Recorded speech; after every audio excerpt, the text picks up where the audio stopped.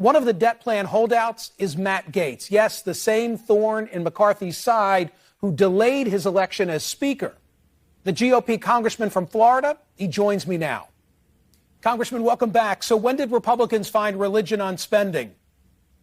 Well, I think you've seen a little more than a dozen of us never vote for an increase in the debt limit. And so to do so, there has to be substantial downward pressure on spending. We're deeply concerned about a $32 trillion debt, what that means in terms of the dollar's position as the global reserve currency, and the extent to which government spending is driving the very inflation that we were elected to check. So we think Joe Biden should negotiate. That's what Democrat Joe Manchin said. That's what Democrat House member Jared Moskowitz said. And I think the American people understand that those negotiations are necessary in divided government. My parents always said time and a place when they were raising my brother and me. Is this the time? Is this the place? And what I mean by that is we've already made these commitments. It would be like me with a spending problem. Instead of curbing my spending, now instead risking default and saying to creditors, no, I'm not going to honor the commitments that I've made.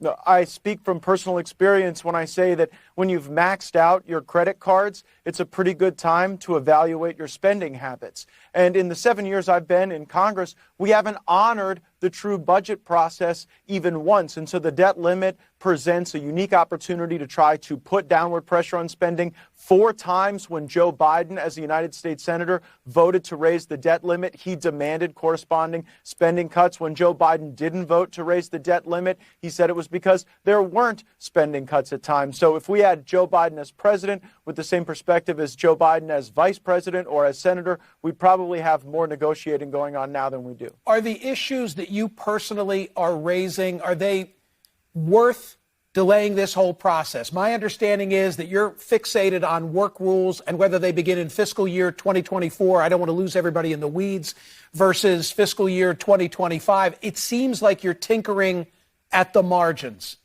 Welfare to work should be a cornerstone of these negotiations. If Bill Clinton and Newt Gingrich could make welfare to work deals, then certainly we should be able to make those with Joe Biden. And if any feature of this deal is sincere, it will start immediately. The oldest trick in Washington is to delay things 2, 3, 5 years down the road, to tell the voters that you believe in them, but to get the spending now and the cuts delayed. I'm not falling for that trick. My colleagues who put conditions on Speaker McCarthy are not going to fall for that trick. And let me answer the question you asked in your monologue. Absolutely. Features of the deal that allowed Kevin McCarthy to ascend to the speakership require him to fight on top-line spending levels in this debt limit battle and to not delay that for the appropriations process that usually gets rolled up in one big omnibus bill. Could this lead to, my recollection of the whole fight over him being elected speaker is that the resolution was that a single member could call for his ouster.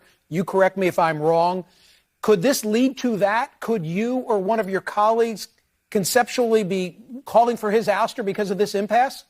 No one is looking to lower the sword of Damocles quite yet, Michael. Right now, we're working to get a responsible fiscal policy sent to the Senate. We believe that puts pressure on Schumer and Biden to work with us to try to avoid the catastrophic consequences you mentioned. But don't forget, there are also catastrophic consequences if we continue to drive these deficits up and this debt further and further into the future. That risks every economic opportunity for every American. And if we lose this dollar and if inflation continues, the savagery to the American family and the American economy will be severe. The caucus is 222. You know the math. Speaker McCarthy, can lose 4. Right now, how many holdouts are there, yourself included? Twice that. So I do not expect that there will be a vote as planned tomorrow on the McCarthy debt limit increase. I think there are still a few details we have to work out on work requirements, on some of the Green New Deal tax credits that we would like to see repealed, and there's some disagreement in our conference about that. And if we're able to get that done, I don't think it'll be tomorrow. I think that there's still some time for the cement to dry.